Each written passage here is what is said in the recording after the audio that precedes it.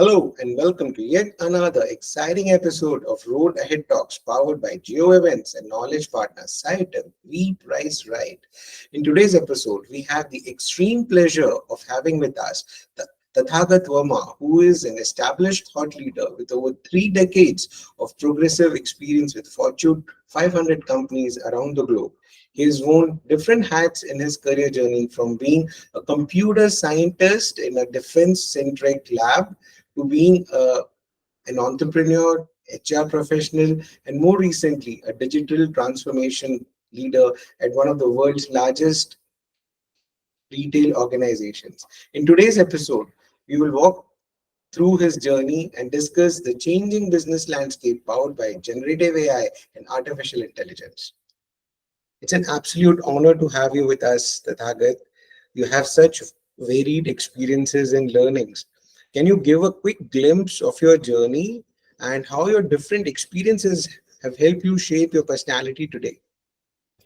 First of all, thanks, Anshu, for giving me this opportunity. It's great to be on your podcast and to be talking to you. Um, I was born in UP. I grew up in Rajasthan. My father was a nuclear physicist, so I there was always this environment of learning and questioning everything. I mean, the physicist of those days, the whole idea was to really question everything. So I grew up in a house where our dinner conversation used to be my father had put a blackboard there, and unlike normal families, we would really use the dinner time for us to ask any questions to him, my brother and I. So that's how I kind of grew up in this. um, and then luckily I got an opportunity to do computer science back in late 80s. I did my master's from Allahabad. That was a course that was sponsored by Defense R&D. So I was able to start as a computer scientist in DRDO back in 91.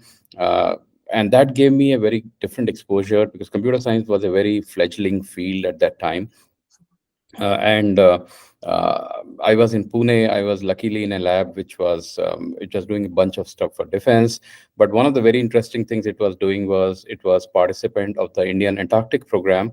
So like any, I mean, you have to be crazy and young, right? I raised my hand and volunteered and said I also want to go to Antarctica. So I ended up living there for 16 months as a researcher in data communication. And then when I came back in 95 to India, I realized that the whole software product revolution had kind of started to unfold. And at that point in time, I moved to Bangalore. And then I've been with the software product companies, global companies, all my life. Had a great opportunity to really build global products and understand the culture of product development and so on.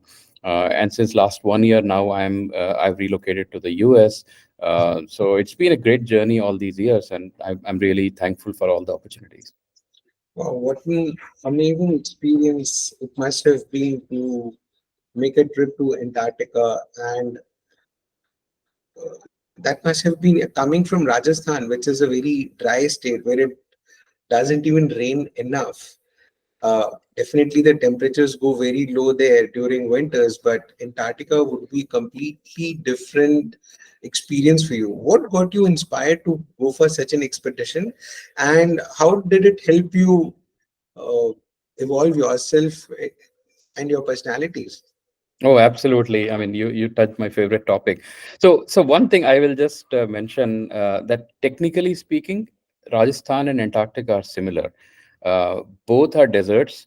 I think the technical definition, the geological definition of a desert is that it gets less than, I think, 4 inches of rainfall in a year. And technically, Antarctica doesn't get any rainfall because the temperatures are always sub-zero. So any moisture in the air gets condensed and it doesn't really reach as water. So technically, that's also a desert. But yeah, for me, I mean, I was like 23. I got a chance. I was luckily in the lab, which was a participant to that. And I said, hey, software is something I'm going to do for the rest of my life because my master's was in computer science back in 89, 90. And I said, I've already joined DRDO as a computer scientist. This is my field. I'll do software. How many people get an opportunity to do something other than their field and assimilate experiences that are like totally away from their main field? and more importantly, the experiences that money cannot buy. And I was lucky that I was in the right place at the right time. My only contribution would be that I volunteered. I said, hey, I want to go there, and I want to spend a year and a half over there. And then I was doing data communication studies and also working on some of the studies for structural engineering, which is how does the unique weather and climate affect the structures in Antarctica. So yeah, for me, it is like it's like in the wildest of imagination, I could not have thought about it. And being a computer scientist, I never thought I'll actually get a chance to step out in the wilderness of nature and do something so crazy that I'll probably keep it as a like a in front of my eyes, in my mind, the whole of my life. I was the youngest scientist from India to winter at that time. And being the youngest gave me a very different perspective in life. As you know, it's a cross-functional expedition. There are people who are meteorologists, geologists. We had doctors from All India Institute of Medical Sciences. We had Army and Navy officers. So we had a very mixed team. And I think the biggest thing it taught me in the life, at a personal level, was humility. I think I've given a TEDx talk on that one. It's up on the TEDx or YouTube. And I've spoken about some of the things of how scientists and the expedition crew lives together. We clean for each other, we cook for each other, we care for each other. I think it's a great opportunity for everyone. You cannot take things for granted. You are so small in front of the majestic nature, that I think it teaches you a very deep sense of gratitude and humility.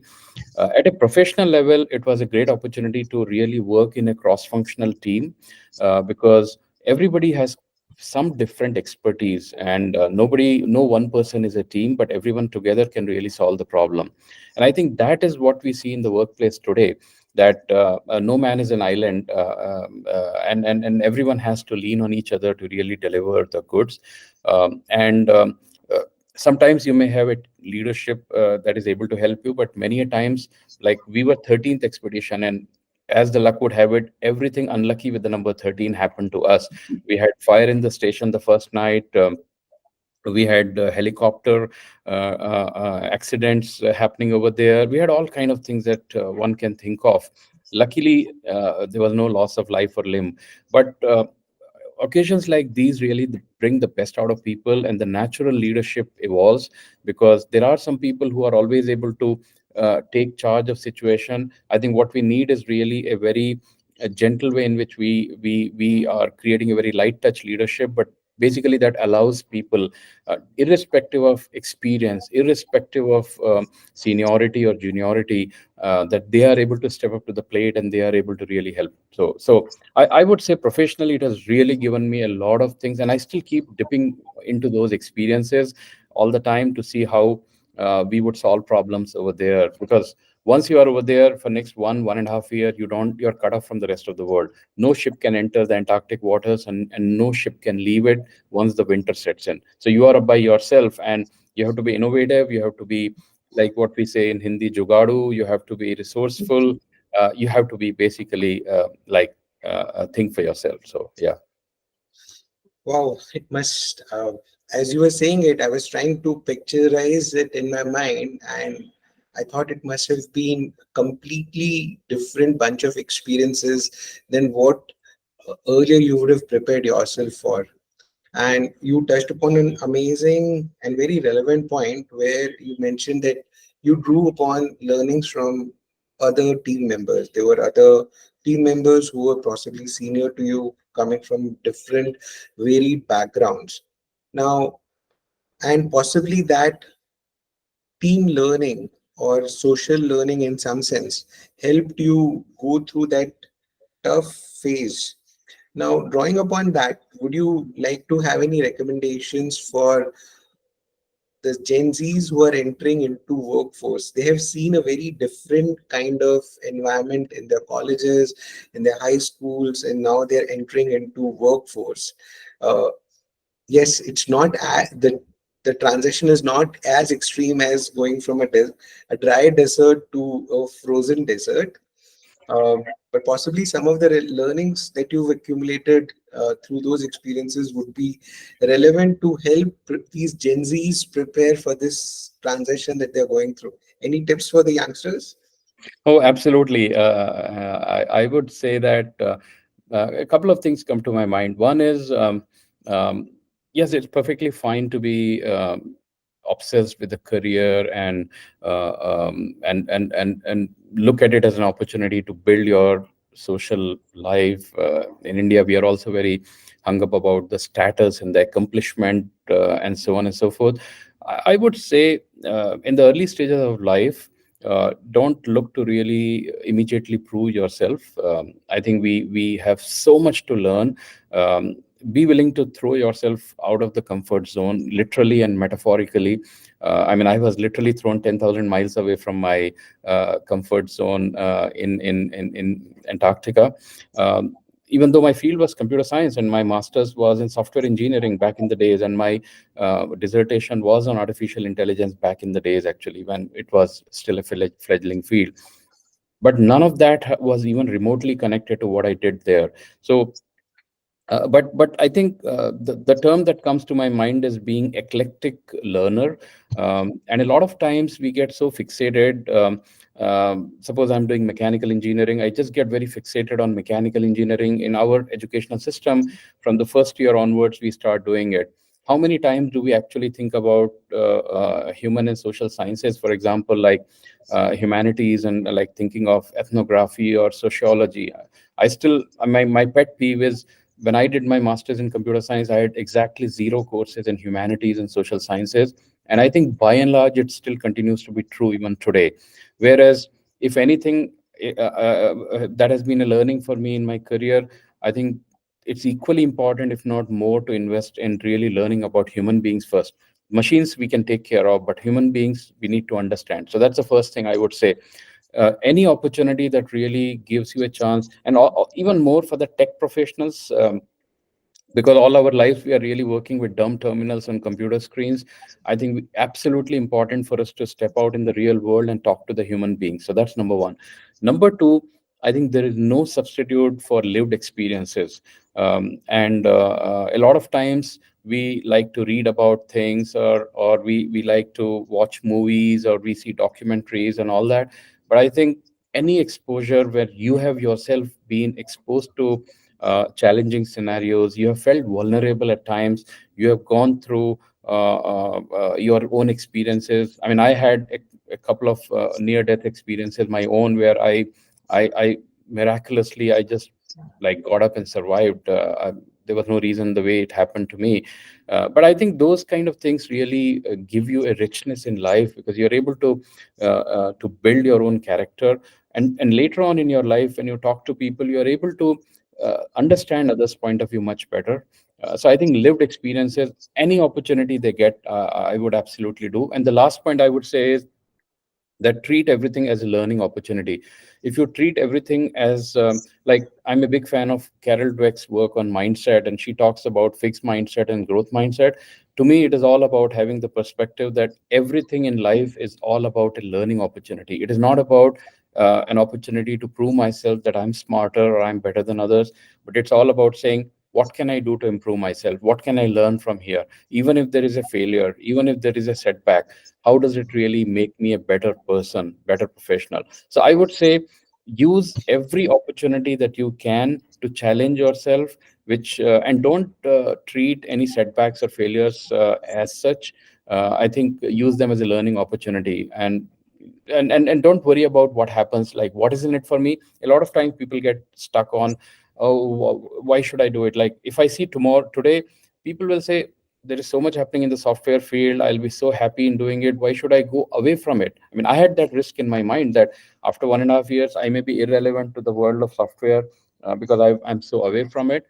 But I don't think those things really happen. I mean, if you are as good in anything else that you do, you don't have to worry about it. So I would say, acquire as many varied and diverse experiences, lived experiences, and not just classroom. And yeah, let the life unfold and present itself. Wow, what a set of amazing learning tips for our audience, Gen Zs in the audience. And for the benefit of the Gen Zs, let me summarize your points one more time. So you mentioned about being an eclectic learner. Use every learning opportunity possible. You've talked about building human connects. You also mentioned about living your experiences. Try more, go through the different experiences that unfold, and treat every experience as a learning experience. A lot of times, as you rightly said, people give up too soon, saying what's in it for me. Well, the learning experience is amazing, and that's worth the effort. And especially people in the early stages of their career, uh, as quickly and as varied experiences they can get, the better it will help them plan their next steps in the future. Wow, such an amazing set of tips for a youngsters in the industry. Changing gears a bit, and I think you yourself are a great manifestation of being an avid learner, because I've had the privilege of studying your journey, and you've transitioned beautifully into the area of artificial intelligence and generative AI. Uh, Before we go further, let's hear from you how this transition happened, what got you inspired here, and what did you find when you landed into this place? Yeah, so it's kind of interesting because as I was telling, I grew up. My father was a professor of physics, and he was somebody who was in 70s beginning to self-teach himself into electronics and then move to computer science. And he would tell us some anecdotes about some of the things that were beginning to happen in artificial intelligence back in the time. And I still remember one of the things that he used to talk about was this problem of machine translation. And I think that was the era of Cold War and everything else. So obviously, the Soviet Union was there. I believe there was a machine translation software that was used to translate something in English to Russian and then back to English to see how it will turn out to be. My father, I still remember him telling me once that I think they gave it the idiom out of sight, out of mind, and it translated it to Russian, and then again from Russian to English. When they translated, what came out was invisible idiot.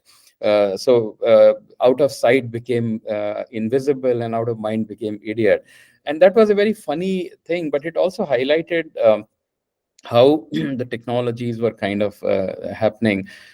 When I got the chance to get computer science, I was obviously happy because I mean I had seen my father.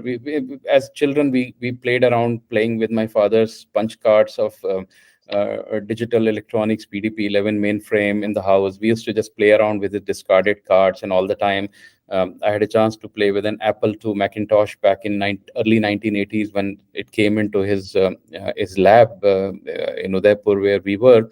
So it was a dream come true for me when I started computer science. And there I got fascinated with artificial intelligence, which was not like what it is today. Um, I actually took one of the fields in math known as fuzzy logic, and fuzzy logic is a very interesting idea of set membership. That normally those who are familiar with the set theory will say a given number or a given member is either a member of the set or not a member of the set. But in real life, we have a lot of fuzziness around it. So, for example, if the temperature in the room is very hot, I might tell somebody, hey, can you please reduce the temperature? Now, I have not told exactly in mathematical terms how much temperature I want. I don't even know at that point in time what is the temperature in the room or what is the AC setting. I'm only saying let's reduce the temperature. But all of us human beings are able to understand these relative terms, fuzzy terms. Unfortunately, the classical set theory cannot understand these kind of abstract human kind of things.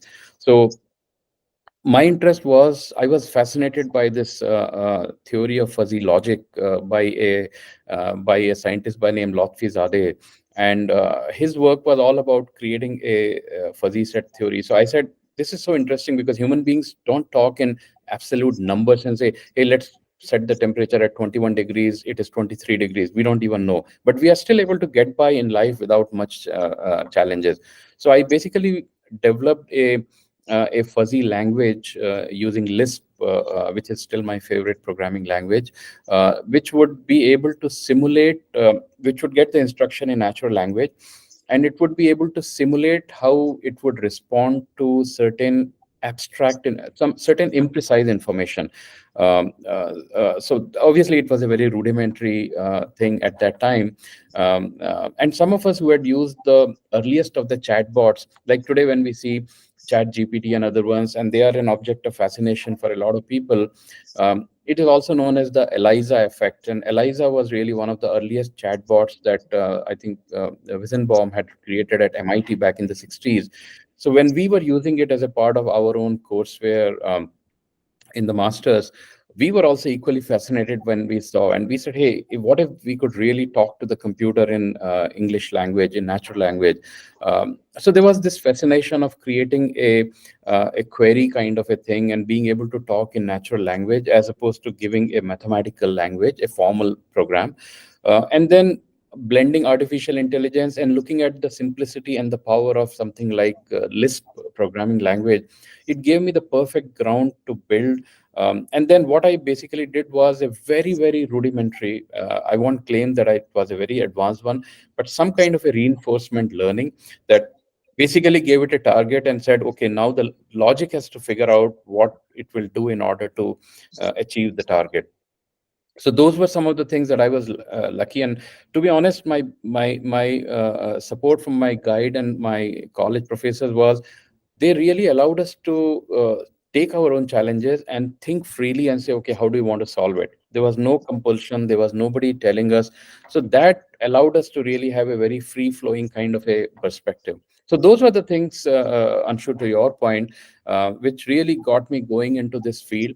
And after I started working, I found that AI movement wasn't so good in the industry. I mean, it was already in a decline phase at that time. We have seen two phases of AI winter in the past, where the activity was very low. And nothing much happened. But 5 years back, when I signed up for my doctoral program at the Indian School of Business, I had an opportunity then to see, okay, and at that time AI was again picking up. So I said, okay, let me see if I have a great problem that I would like to address as a part of my doctoral work. And then when I was in the coursework, I realized that ChatGPT happened in November 2022, and it was like catching like a wildfire through the whole planet. And that's when I said, okay, let me see what are some of the anomalies, or what were some of the grand puzzles of this field that would be interesting to pursue as a part of my doctoral program. So what was there as an unfinished journey back in my master's, the opportunity came up during my doctoral program, and that is what has really got me going at this point, Anshu. That's truly awesome. So you started with looking at Lisp and other languages, looking at how fuzzy logics is giving simple yet powerful, may not be perfect, uh, invisible. Uh, the translations were not coming out great, and the the refinement in the models was still required. But I think one of the things that worked in our favor was we're able to see the value addition that was happening with the technology, with AI. And Correct. you've taken it to a stage where now you are studying how AI is going to change the workforce. And here uh, we also look at this subject very closely because we are developing AI technologies for use in in the businesses to change the way those companies are working. Right. So here I would like to uh, know your thoughts on, there are three different ecosystem players. There are companies that are developing AI technologies, or maybe researchers that are coming up with new technologies. There are companies that are willing to apply these technologies, or who are interested in exploring how these technologies are going to impact them. And then there are people who will actually use these technologies developed by somebody else to deliver goals for some companies. And How do you see this ecosystem playing out? How do you see the way forward in terms of what role each of these different players are going to do? Do you also see companies trying to take up a role of creating these technologies themselves? Do you see more and more people who are consumers of the technologies also becoming developers? Or do you see different directions in which different people will go? And possibly instead of three players, there will be many more players who will come up and make the system even richer. Yeah. So these are just my personal views. Got nothing to do with my company. So just a caveat here. The way I see your question, it's obviously a very open-ended, very loaded question. And if only we had the crystal ball. But if we look at how things have happened with the other technological trends and combined with the power of the current generation of artificial intelligence, I think there are some distinct markers which we can definitely read out. So one is the whole democratization of artificial intelligence that has happened thanks to the introduction of the generative AI tools.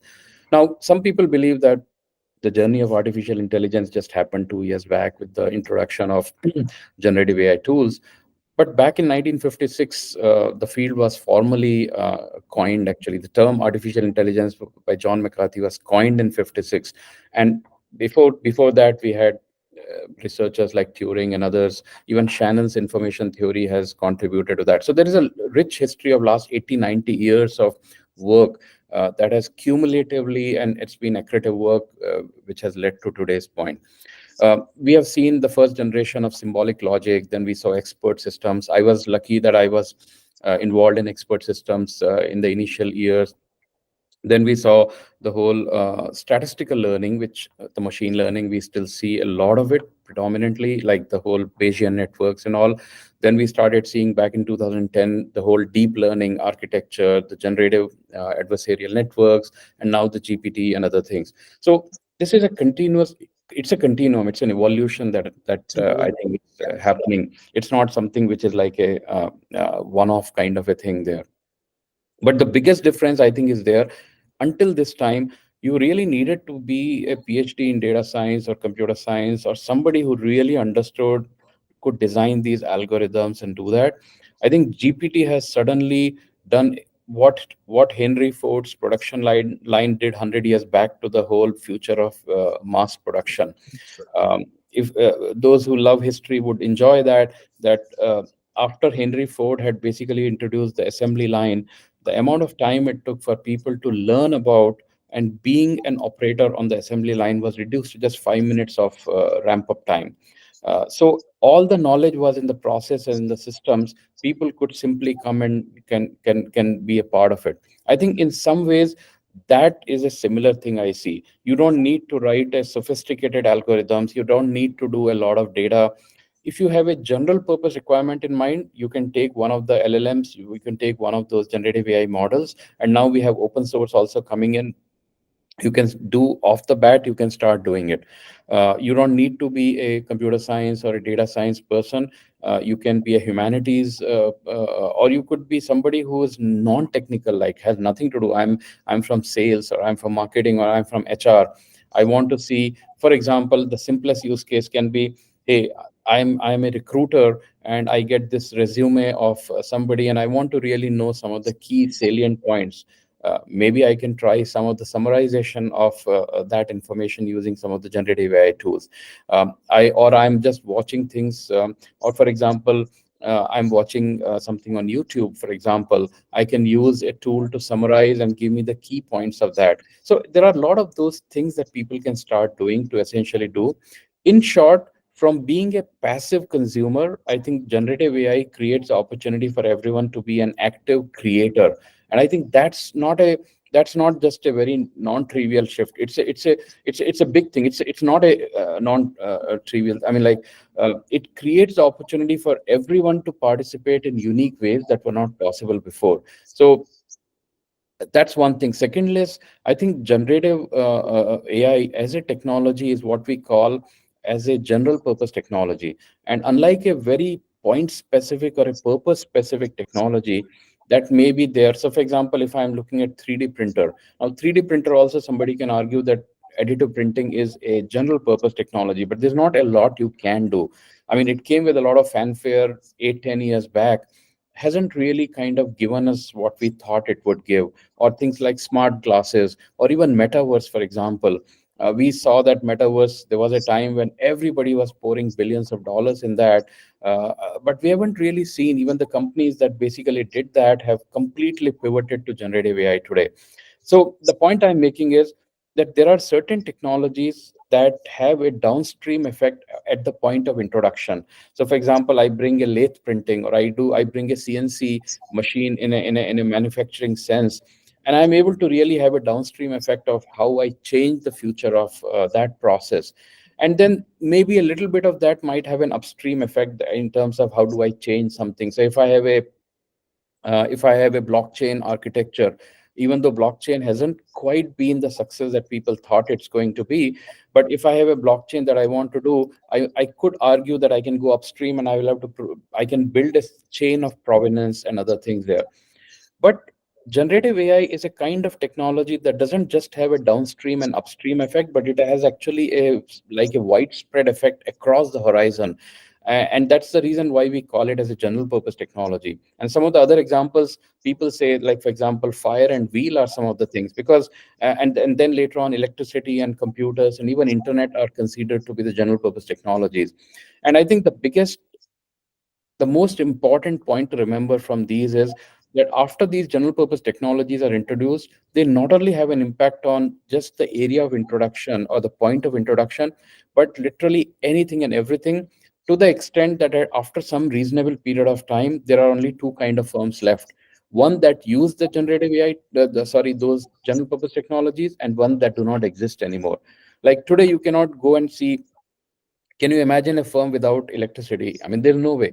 It may not call itself as an electricity firm, but can you imagine a hotel or a transportation or anything that's running without it? Same way, you cannot imagine anything without computers today, and even internet to a large extent now, right? I mean, hotel booking to hospital visits to banking, anything is essentially powered by that. So we believe that generative AI would be in a position to have the same kind of irreversible effect in the coming time, such that the firms that are not using will find it increasingly difficult, and even kind of challenged for existence at certain level, because the other firms will be able to use the richness of data and the other power of making decision making, that will be dramatically different and probably superior to the normal ways, which are given to more vagaries of human. Now, I'm not saying that they are replacing it. I'm saying the way the firms will make the decision, looking at the human expertise combined with the power of data, that is to me the whole opportunity, Anshu. So I think it will change the world, hopefully for better, because obviously any general purpose technology comes with its own raw power. I mean, when electricity came, people 100 years back used to make all kind of cartoons in the magazines and saying that people will get stuck in electric wires and how it will kill people. When computers came in 80s, I still remember there was a lot of anguish in people that it will take away the jobs. But if you look at it, net every technology gives more jobs than anything else. Even with internet, we thought people will have scams. There was a time when people were not believing into the power of using online banking and other things, but today we take it for granted. So I think we are going through the whole stress of a transition in technology, which is a natural part of any technology change. But I am very hopeful that even though there are issues and collectively millions of people around the world are working on it, I think what will come out of it will be great for humanity in the long run. Oh, absolutely right. And you said that the new technologies that are coming up, they are sort of democratizing access to sophisticated technologies.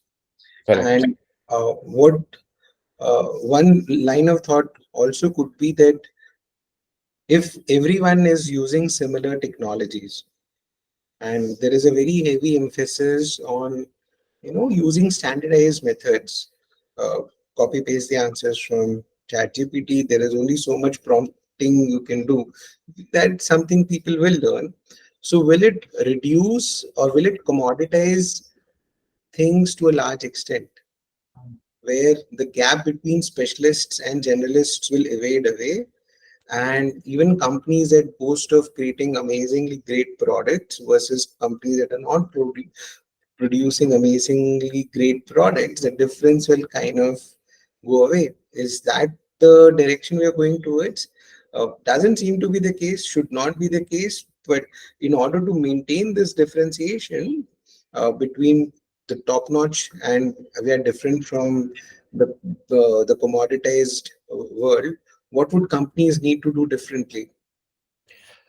Yeah, I think it's a definitely a very important question that you are asking. I believe that merely having an access to better tools or more information does not automatically create a better firm. That would be trivializing the firm's unique competitive nature and strengths and processes and operating model and the business model uh, tremendously, which I don't think is the case. I mean, if that was the case, then we would only see people coming from the top universities ruling the innovation agenda everywhere. But that is not the case. Sometimes the best of the innovation comes out, like we are seeing in India, for example. I mean, we probably have some of you take any field, and we are in the top two or top three in from agriculture to milk production to number of cell phone operators. It doesn't mean that one only has to have access to the best and the greatest. I think the firm needs to really find the right business value for the target segment that it is looking at, and that will really essentially create a higher value for the customers. Keeping the customer in mind is never going to go out of fashion, I think. I mean, it's always going to be the case, because if you don't have customers, you have no business, as simple as that.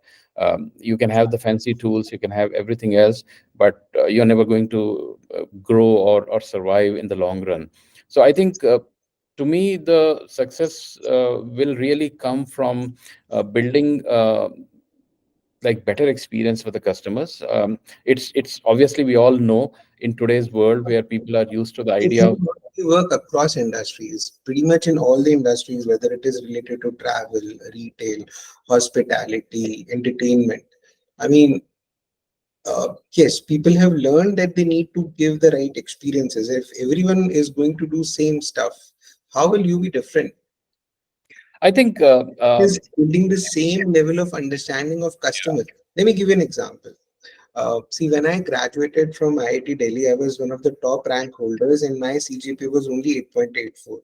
The reason I am saying my CGPA was only 8.84 is because just last week we went to one of the campuses for campus recruitment, and some 200 people applied from that campus. Can you guess the average CGPA in the class? The average CGPA in the class was 9.59. wow. So I would. everyone was amazingly well democratized. Everyone had democratized learning. And the way we figured out that learning was democratized was because when we gave them our specialized aptitude assessment test, where we took those questions which possibly they have not yet, which they're finding it difficult to copy from generative AI algorithms, out of a batch of 200, not even one could solve that. No, so that's a very, very, I mean, very important Those point you questions, mentioned. when we were administering in 2016, even in small batches, even in not so top ranked universities, about 10 to 20% students were able to crack those questions. Uh, they used to be very confident. What we see now is people are also very depressed because they don't have anything to call off as their own. They know that they have copied everything, their degrees, their scores, their project submissions, their assignments, and Yeah. that was and that's also the flip side of getting everything democratized. Yeah, I would say, I think, yeah, I mean, I agree with with the sentiment you're expressing on this, Anshu. I mean, I told. like my learning was when my son went for his undergrad to Berkeley, and we used to ask him, like, what are you? I mean, obviously, one is he stopped telling us the grades. So he said nobody tells the grades in Berkeley. I'm like, okay, that's we were learning from him. But one thing he gave very insightful, I still remember. He was like, if somebody was getting a 4 CGPA, that means he has spent far too much time in the classroom and he has not done enough to learn things outside the real world. And I totally subscribe to that. I personally believe that classroom is the worst place to learn. The best place to learn is by I doing do not things. intend to say that people who are scoring an average batch that scored an average of 9.59, everybody was focusing on classroom learning. I don't think people were even attending classes in that Yeah, no, I campus. maybe, yeah. I mean, like I remember, I do teaching, so I do also part-time teaching. So I was teaching one MBA batch. I think I was teaching at Symbiosis a few years back in Bangalore, and I was actually teaching a paper on creativity and innovation. And I found it very difficult because the nothing wrong against the students, because if I was in that place, I would probably do the same. They were more interested to make sure that they were able to they were well placed for their placement season by the top paying companies. They never thought, what is a course in creativity and innovation going to get them? It's not going to get them a job offer. But what they don't realize is that I think everybody has the same functional skills. To your earlier point, everybody knows the same Excel sheets and the same accounting softwares and the same things there. What is so different that you are going to bring in that? I mean, we read about some of the top VCs ruining their chances and saying, "Oh, I missed opportunity to invest in that big blockbuster company," and so on and so forth. And I think that to me is really going to be the differentiator. The point you were asking earlier, yes, everything that can be chat gpts has been chat gpts or is being chat gpt. So what is going to be the differentiator? I think to me the next round is going to be on the user experiences. That is really going to have a differentiator. And yes, theoretically we can put a line in time and say, what about when everything gets done? To me that is like a overpopulation on Mars problem.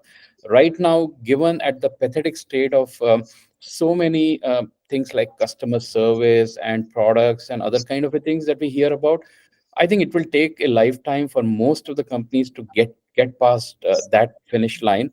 And if they were to able to do that, I think the whole human experiences, in my view, is paramount. In fact, in my own doctoral work, the point I'm calling out is that the human agency, the preservation of human agency, is probably going to be the most defining moment for the firms that really successfully pursue artificial intelligence agenda. Because everything else equal, they cannot synthetically create those answers. The more they understand people, the more they are able to really understand the pain points and have the empathy firsthand. And I think the point I started out in the beginning with the whole lived experiences, I bring it back here. You cannot get all the wisdom out of just synthetically generated responses. And those of us who understand the little bit of technology under the hood of what is happening with generative AI know it very well, that they are like Emily Bender likes to call them as stochastic parrots, and that's exactly what they are. Most of the people get mesmerized by the flawless English in which it is responding, but it is essentially nothing more than a statistical way in which natural language generation is happening. So I think we need to understand that ultimately human beings create the knowledge. We are the original creators of knowledge on this planet. We owe this responsibility, because what we are really seeing is a distilled version of centuries and centuries and millennia of knowledge that our predecessors have created. Now, if we stop the journey, how are we going to, the chat GPT responses and the OpenAI responses will stop being fresh. I mean, people are already worrying about the lack of training data, that the training data is getting depleted at an alarming pace. And what will be there? People are talking about synthetic data being created. Synthetic data will also be created from the same kind of ontologies that we have today. So what are we going to land up with? We'll just regurgitating end of the data there. So I think there is a case to be made, in my view, that all the more reason, like I'm a big fan of John Naisbitt's work on megatrends, and I think he wrote in 1982 or 84 that with high tech we need high touch. And I think that time has come for us to really see that the solutions, the firms that are able to combine the high touch and the high tech with high touch, are the ones, in my view, that are really going to have a better chances compared to the firms who are going to blindly believe that tech is, once I have bought the latest shiny technology, everything is going to be done. So I think, yeah, it's a great topic. No clear answers, but I would certainly pitch for having equal investments in human technology, human agency in everything that we do, especially more in talking to other people and decision making, rather than saying that now that we have machines, we don't need to do that. So I think that would be my definitely point of view. And I completely subscribe to your point that it has to be high tech with high touch. And I personally had a chance of experiencing this in multiple of my previous engagements. And the one that I very dearly always like to recall is when I had started as a global director for pricing strategy at Starbucks. In the first week of my induction over there, I was told not to come to the corporate office, and I was very happy they did that because I was hired to apply data science models to figure out consumer behavior, and we had a fairly good roadmap prepared for it. Mhm. But I was told I should first go for a week into into some 4 5 different stores, speak to people, speak to Interesting. customers, understand customers Yeah. first. And I fondly remember the stories I heard from people why they're driving 40 miles to a specific store when there is a Starbucks store right next to their house. Why one particular barista is saving a pumpkin scone because the person knows that my customer is going to come at 3 p.m. looking for that specific pumpkin scone. And it's not one or two customers who are going to work. Each store was getting close to 1,000 walk-ins every single day. But building that human connection made what we see now as Starbucks. And that particular line of thought has to get applied in all the other businesses, and we will see many more success stories like we have seen in the No, I past. absolutely agree with you. I mean, I totally agree with you. I think it's when 200 people can sell you exactly the same same commodity. How do you differentiate there, and how do you build a brand value that people consider that over everything else? They are even willing to sacrifice comfort, like drive 40 miles just to get to your place. I think then you have definitely cracked the whole human code. So yeah. Yeah, and by applying this human touch and technology together, we rolled out price changes at amazing pace, adding $100 million to the bottom line of the company without getting a single complaint from the customers.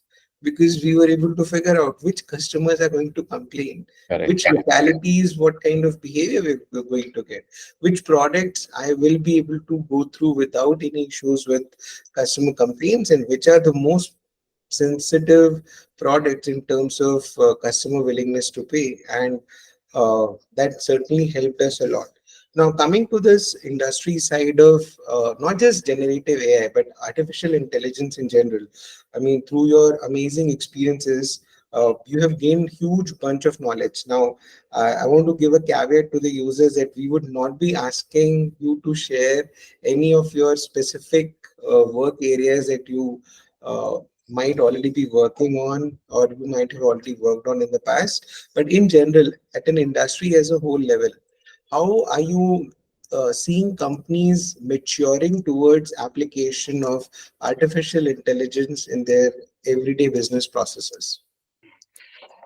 I think that's definitely a recent phenomenon in which a lot of new participants have joined. It's not to say that this is altogether new. In the last 20-25 years, we have seen, I mean, if we go back in the history of it, we started seeing the whole things like data mining and analytics in the last 20-25 years. People were beginning to realize, I mean, you had applications like the credit card fraud detection. I remember in the early 90s when I had a Citibank credit card in Pune. I would go and that guy would then call up the customer care or whatever was the hotline he was given in Chennai or in Mumbai, and check whether the card is hotlisted or not. And I have to wait for 10 minutes till the time that process was done. So obviously, from the time where to now, when some of the biggest card companies are doing millions of transactions as an enterprise every second.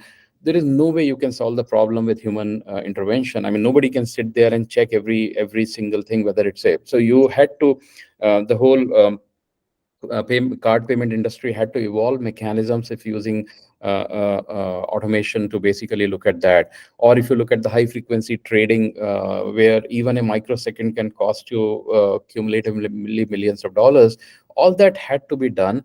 So those were definitely one of the earliest adopters of the doing it. So You I call think it like automation of individual steps which were getting done manually and replacing those with machines, correct. essentially, so Yeah. that we can get accuracies and we can get speeds Yeah. in So those existing processes. Yes. correct. Yeah. So in my own research also, I have actually identified actually at a high level four type of key consequence of the causal framework that I have built. Um, Mhm. and I call them as the lowest hanging fruit is really the individual level task productivity. So, for example, the fact that I'm able to use something to condense my PDF report of 50 pages into 5 paragraphs is a task productivity by itself. Its benefits, if any, are limited only to me. It doesn't even have a process level sort of a visibility, because I don't have a process capability measure to say that the overall capability of the process, which may be measured in terms of time to market or in terms of the total lead time, or any other way, inventory or waste or returns or whatever way I'm looking at the process. So I'm just looking at the lowest form of productivity, which is a task level productivity. It took me 2 hours. Now it takes me 10 minutes. There is a clear cut case to be made. Now, Mhm. that does not automatically guarantee that I'm going to be in better. So I may be able to read the resumes better, but is it really looking, if I look at my, let us say if I'm a recruiter and I'm looking at the process, which is like my process responsibility as a recruiter is how much time does it take for me to turn around and complete the hiring? So let's say my average is, let's say, 71 days. Now, from the time I post a job to the time the offer is made, or let's say the new employee joins. Now, if 71 days, I think it's too much. I want to reduce it to 26 days. That is the true measure of it. The fact that I was able to shave off from 2 minutes to 2 hours to 10 minutes to go through the pile of resumes is of no consequence if 71 days is not really moving for me, unless I change it to 26 days. So individual task productivity does not translate into process efficiency. That brings me to the second consequence, where I'm saying that unless I really look at a top to down sliver of functionality and I say, hey, this is my top to down sliver of functionality for a given process element. Now, that could be my resume if I'm a recruiter, or if I am in marketing, then I'm saying, hey, how do I look at from planning a campaign to the time I'm looking at how I complete the campaign, I start getting the leads and so on and so forth.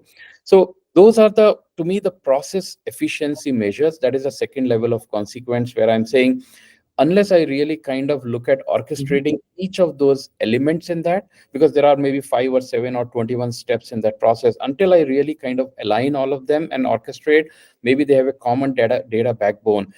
And maybe it's easier because I'm still inside one functional silo. I'm in marketing, I'm in HR, I'm in finance, I'm in product engineering. So I'm still able to do, because I can share the data freely inside it. But so that is a second level. But to me, that is still not the true what should I say, the true destiny of generative AI or an AI driving a firm. To me, that is the next level is really looking at the business value enablement, which is here's the thing: a lot of people don't realize the individual process capability flows top to down. So if you are in HR, or if you are in recruiting, or if you are in benefits, but the customer does not see all of those silos. The customer sees a horizontal left to right kind of a thing, because invariably every transaction is actually stitching through all of these things. So I have some element of marketing, some element of sales, some element of customer service, some element of inventory, manufacturing, and what have you. So now if I really want to, so think of it this way: I check into a hotel, right? Let's say it's late in the night, 10, 10:30. I'm already upset because of a delayed flight. I check into a hotel. Let us say my check-in experience was great. It was a world-class experience. I go The room was clean. Everything was perfectly all right. The temperature was perfect. It was maintained just for me because my previous visits tell me what kind of a temperature I would like to have. The cleanliness was there. There was a nice fragrance in the room. The bed is comfortable. But the moment I step into my bathroom, I realize that the housekeeping has not completed the cleaning properly. Is my experience going to be great? That my check-in experience was great, my room temperature was great, everything. So one bad experience, so what you need to understand is that one bad experience is all it takes for people to basically ignore all the other positive things. And for truly delivering a great experience, a firm must tweak all of these points there. To me, the equivalent of that in a generative AI world is that, let us say I'm using it for something like I use it for customer service, or I use it for supply chain, or I use it for a recommendation of products to be bought and so on. If I'm only touching that part of it and I'm kind of creating a local maxima of experiences only in that particular thing, and leaving rest of the value chain untouched, then I'm not really working at a firm level. I'm only looking at a departmental level. And I think that is the single biggest mistake people make, because in their mind they are saying, oh, we have improved our customer service because it used to be leaving people with bad experiences, and it used to cost us a lot, and now we have really done it. Hey, but what about the fact that do you have commensurate experiences across the board, that people are now having great experiences in their buying cycle? They have great product catalog, they have a great recommendation, they are able to get the right kind of commitment about the deliveries happening on time, they have a great option of payments. So everywhere you are kind of doing it. And that to me is like a, think of it like a complex system kind of an analogy, that the sum is greater than the parts kind of a thing. If you have all of these parts there, only then you can really say that the sum is greater than the parts kind of a thing. Until that time, it's just going to be those individual elements that you are tweaking in and out, but you are not able to write a kind of create that kind of a holistic experience. So I think in my mind and my own research, I kind of bring that perspective in my propositions, that the true destiny of a firm that successfully adopts generative AI technologies is going to be at the firm level, where it is able to actually integrate and align these experiences and kind of raise the bar. It's like that rising tide that lifts all the boat together, as opposed to saying that only one or two boats are going up and down. So there has to be a rising tide. To create the rising tide, you need to think of it at a firm level. Otherwise, you are just dealing with those isolated points there. So that is the some kind of a at a very high level, Anshu, that I would say my point of view on this. I'll just pause here. Yeah, very rightly said. Sum has to be greater than the individual sum of parts. The whole has to be greater than the sum of parts. And things have to be looked at a holistic level. Now, you also touched upon value creation. While see, when companies are taking decisions on adoption of not just generative AI, but I'm going to talk about AI as a bigger subject, going beyond uh, generative AI part. One huge emphasis they have is how much value it's going to create for me. And the value could be in the form of, is it going to generate additional money for me, or is it going to save costs for me? And lots of technology investments possibly are, instead of being just fads, they have taken up this particular approach. What are your thoughts on this? Again, a very insightful question. See, for the last 30, 40 years, I think as industries, we have pursued all forms of waste reduction.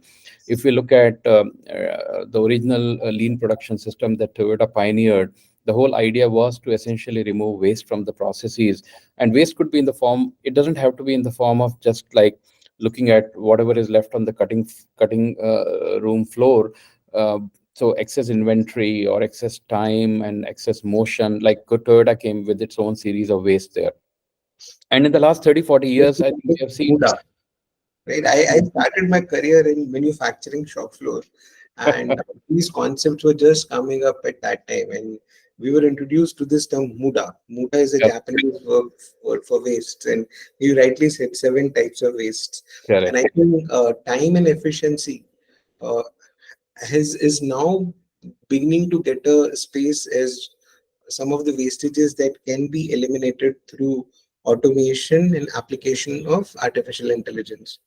Uh, Yeah. any success stories you've come across in this area, or any work you would like to share where companies have been able to concentrate on reducing time to take actions and improving the quality of action and benefiting their business in the process. Yeah, so as I was explaining you from my research, I've looked at these three. I haven't talked about the fourth one; it's not relevant here.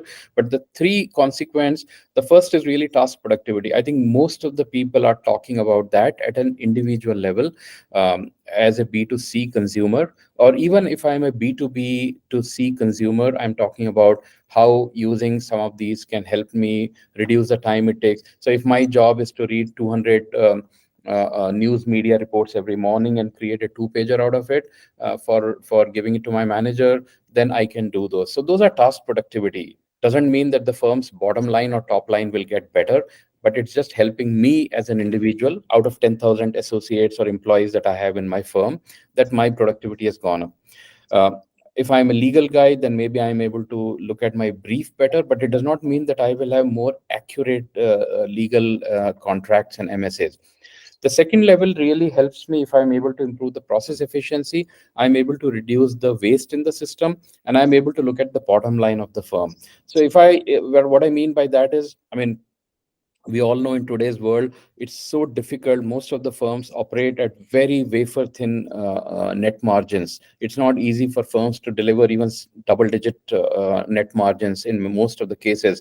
And in the new age digital companies, so many firms are not even able to show any profitability.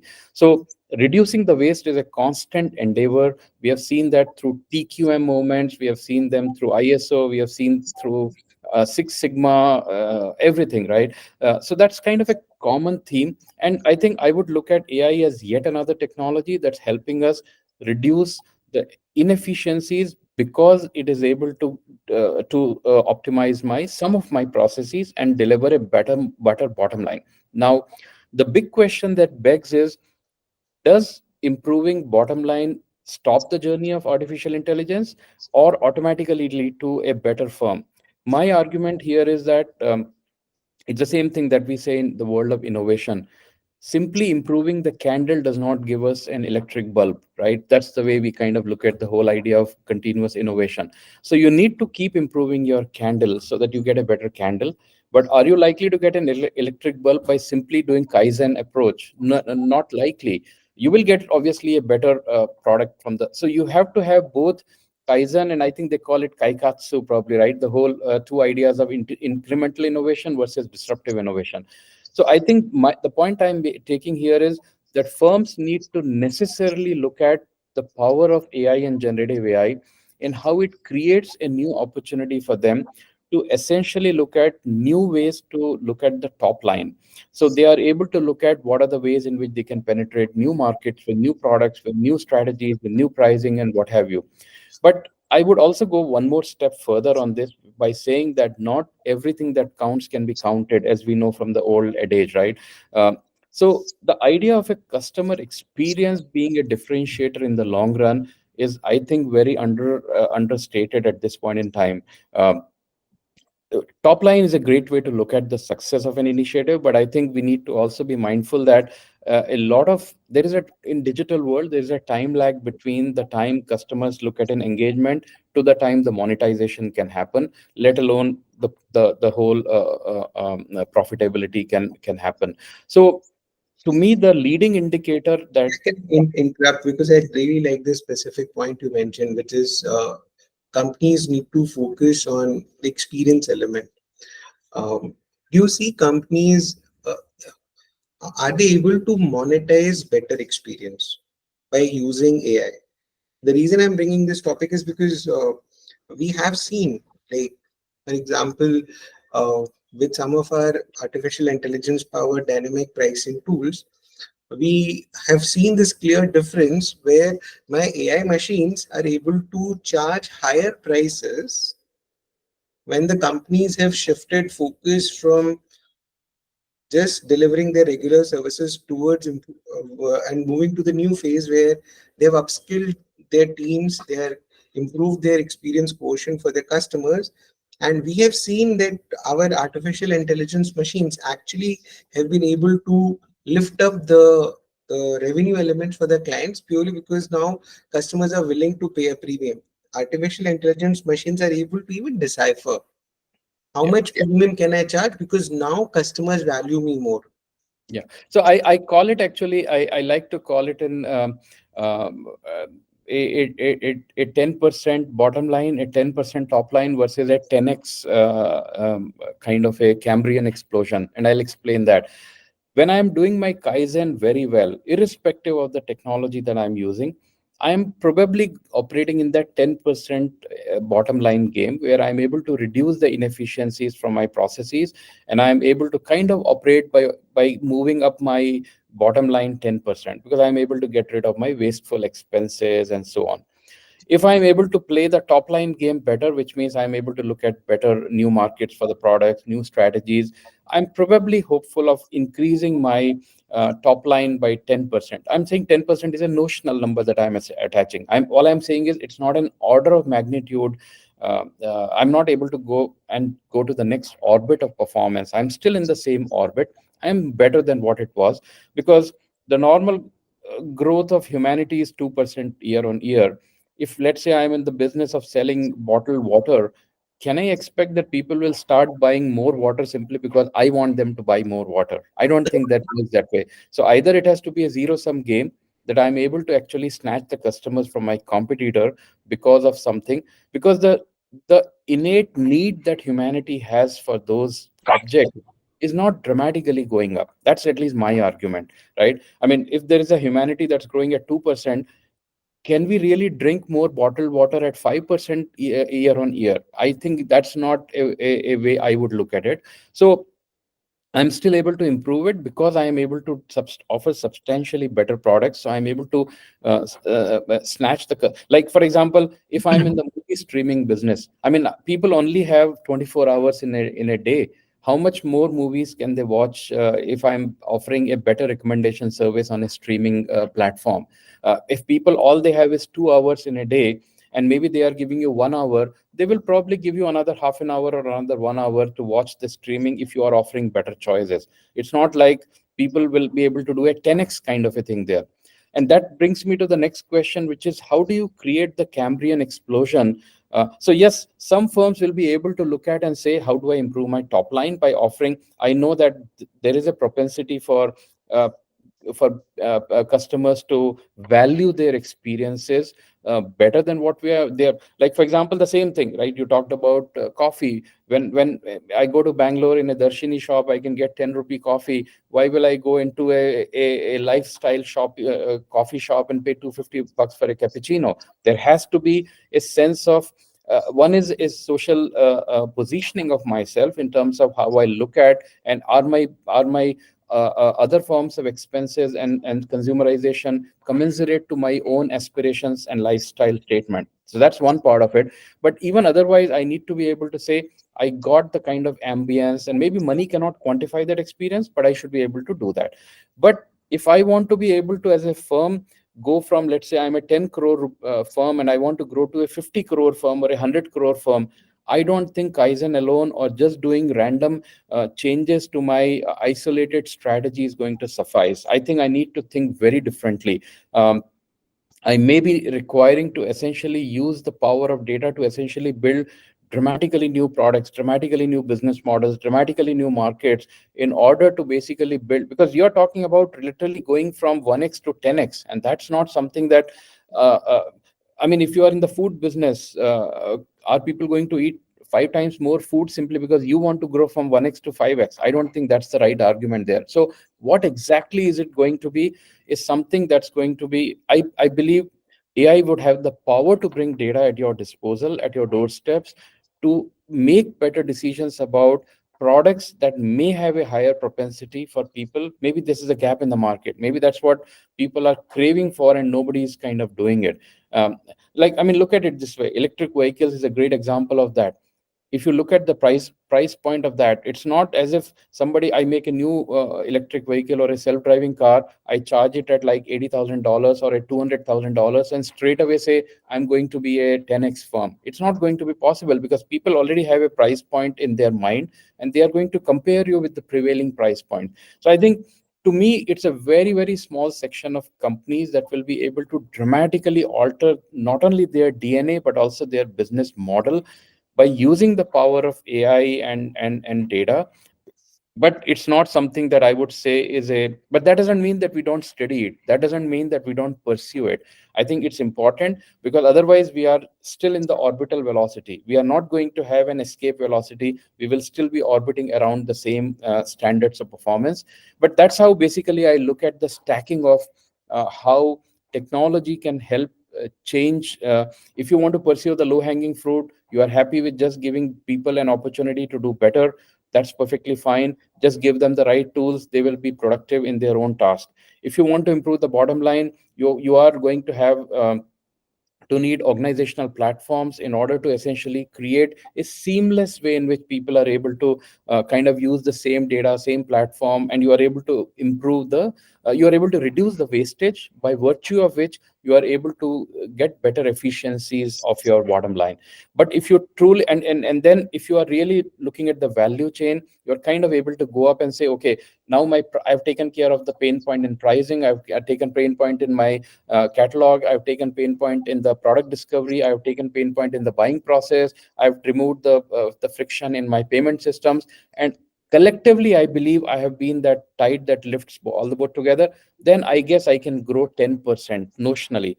But if I want to go 10x, then I think I'm talking about something different. And that's where I'm kind of arguing that a firm has to look at changing its culture, the way it's looking at its economics of the firm. All of that has to change in And my view. companies also use AI, and I'll give you some very interesting examples that we have come across. So it's a very general notion that if, let's say, between two cities, a bus, customers can either travel by using a bus or they can travel using a plane. The prices of bus ticket has to be considerably be lower than planes. Hmm. That's a very general notion Yeah. around the world. We let our AI machines take their own decisions. Okay. Guess what? Mumbai to Goa. There have been many instances, and I'll quote one of those. It was 29th of April in 2022. Uh, in the morning, we were sitting with the chief innovation officer of one of the largest airlines in the country, and we told them that you guys need to overhaul your revenue management system. And we showed them a very interesting example. We showed them an example where our AI robots were able to charge 5,200 rupees for individual bus seats when airlines tickets were available for 5,100, and there were people who were willing to take. So the point which I am trying to arrive at is uh, AI and algorithms and machines are non-passionate. They go Correct. by what reality is in terms of observed human behavior. So they don't have biases. I think humans limit themselves with biases. For example, you got this very interesting point of, can I increase consumption of my water by 10x? Why not? I can actually, without even reducing the consumption of competition by a single drop. What if I start positioning? If I figure out, if my AI model tells that here are some plants that people keep in their houses, and the health of these plants are much better if they're, instead of uh, providing them normal tap water, if we provide them a bottled mineral distilled water, their growth is much better, and these plants are very close to people. Maybe there can be some use cases where things might change. There can be So no, systems. I didn't disagree with you, Anshu. I mean, like, if we There see will the be many instances where machines will be non-passionate, non-discriminatory, and they will go by what is there, because humans have a tendency of being biased, and yeah, machines yeah, are I removing that don't, bias from their decision system. yeah, I don't fully disagree with you, but I'll gently push back. See, sometimes obviously there will be moments where those decisions would be much better off. Maybe there are specific vagaries of seasonalities, or something that is there at that point in time. But when you average out the whole year, when you look at the entire kind of iron out all control for all the other variables, you will obviously come up with certain different decisions there. Like .com time, That's if the you see. human rights, right? Humans don't get to the specific nitty-gritties that might exist at a point of time. They look at things at an average level, and that's how they build their biases.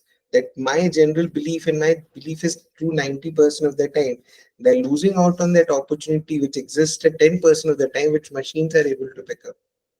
So that's an interesting point, because it requires you to think of a ecosystem approach, because it's exactly like Toyota's just in time kind of a thing. Until they were able to kind of think of it like a Toyota factory, Toyota city kind of a thing, where you are actually integrating that with your upstream and downstream systems, creating a just in time may be great for the lead time discussion, but it has a cost to be paid in terms of the inventorization, or it has a downstream, because what is just in time for you is not just in time for your supplier. For them I it is was a actually supply, going to come to that because I right? had a chance of working with one of the companies which pioneered make to order. Hmm. Make to order in computer manufacturing, and they also pioneered that they will not have any unit of inventory in their warehouse. And the reason they were able to achieve that was because all of their suppliers had huge warehouses right next to their manufacturing facility. So in the value chain it was not just in time. Value chain Correct. was stacked up with inventory. It's just that at one node in that entire value chain, we implemented just in time. Yeah. So I that's the don't know point I'm saying, if that that's a big sometimes when we take a sufficiently big, wide enough goalpost, then we see that there is no such thing as a zero inventory, or there is no such thing as a just in time. Because when you look at the entire value chain, right, we only look at a very small portion and say just in time, and that's really, we are fooling ourselves in my view. But there is a possibility, and this is where we have seen that pricing actually changes people's behavior. So if I have, let's say, forecasted my demand, and I am seeing that uh, the pipeline of inventory supply which I have built and the way customers' demand are shaping up, I can actually modify people's preferences and behavior by pricing. If I Hmm. People are not looking at one product at a time and taking a decision just by looking at that product. Humans, by their very nature, they compare. Correct. What if Yeah. I make the product more attractive, for which I have supply of inventory available, and I make the product whose supply is not very great with me unattractive from an economical point of view? Yeah. No, I think that's interesting, and I would add one more thing. So earlier in my life, I worked at a prominent consumer internet company, and I always took a mental model which was, before that I worked with B2B software. I developed telecom and routers and like embedded software and so on. But that was the first exposure, and I said my biggest learning from there was that selling something free is the most difficult part of anybody's life. I can, if I can say that, hey, this coffee should cost you 100 rupees, I can argue, and I have an opportunity to negotiate and explain you why it should cost 100 and not 200 rupees, or vice versa. If I tell you this is free of cost, how do I sell it to you? Because you are now not paying by money, but you are paying by time and attention, and you have other ways. I think in digital world we are seeing there is a plethora of freeware, which is even going to increase now, because you are, it's not just a tangible software, it is actually intangible experiences that you cannot quantify and put your arms around and say, I'm paying 100 bucks, so I should get better experience. You are not even paying anything, you're only paying with time and attention, and you are going to have hundreds of them competing for you. So I think the whole, in my view, the whole organization theory itself is going to be appended in a significant manner by the kind of new organizations, by the kind of new enterprises the introduction of AI is going to lead to. Because the fundamental theory of transaction is going to change. It's not that I am selling something to you and you are getting value out of it. I'm not even selling it to you. I don't even know who's going to use it. I'm just putting it out in the digital space somewhere, and you will find some other ways of knowing it. You don't even know who created and why. You might use those AI agents or whatever we want to call them as, and that's a kind of a world that I think will change a lot of notions of how we look at how people value a certain thing, and hence how do they want to what kind of a monetary value do they ascribe to it. So I find it very fascinating, because our 5,000, 10,000 years of recorded history has always looked at, even if it was a barter, the barter was not an experiential barter. If you think about deeply, it was a material barter, right? I gave you 5 bushels of wheat and you gave me one goat, and that's how we kind of did that. So we always had a tangible way of bartering the goods. And that thing, whether we look at the old Italian word, I think salary comes from the word salt, right? Because salt used to be given to as salary back in the days, because salt was such a priceless commodity that was money at some point in time in the human history. And now we are talking about currency notes, and soon we are already talking about cashless societies and digital future and cryptos and what have you. I think it will be interesting to see a new form of trade and commerce evolving, where we are trading in our experiences and paying it with time and attention. I think that, to me, is we are getting closer to that kind of a future That's than ever going to be before. a phenomenal transformation in the business ecosystems, because the very foundation on which majority of the enterprises that exist today have been built, the very fundamental frameworks will get challenged, and Correct. new challenges will emerge in the process. And we hope that AI and generative AI will help get answers to many of those. Any bits of last bits of advice you would like to give for young professionals who are still debating between how much they need to, and what's the best way for them to get into the AI domain? So I would look at, first, don't be scared of it. Embrace it. Experiment, play around with that. Get comfortable. Solve some real problems. I think that's extremely important.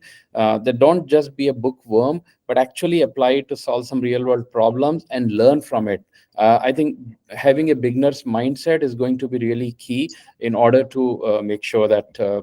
And I think it's there for everyone. I don't think there are any technology elites. Everyone has an opportunity to jump onto the bandwagon. It's never too late. Technology is evolving all the time, so it's not like you have been left behind. You can always catch the bus and get on board. Thank you for using the word bust, because that's an industry we work very, very deeply into. Yes. And thanks for the wonderful advice for uh, people at different stages in their career. I think there is an element of learning for every uh, professional at every stage in their career journey. Thank you so much for this enlightening talk. It's been a great to have you on our show. And for our audience, if you like this show, there are many more in our podcast channel. Feel free to subscribe to our channel and like this post.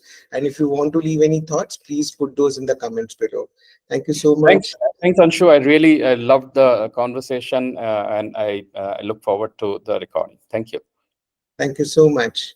Talk to you Uh, later. Bye. wow, what an episode packed with stories from personal experiences and tips for succeeding in the world powered by AI. If you want more exciting episodes like this, don't forget to like and subscribe to our YouTube channel.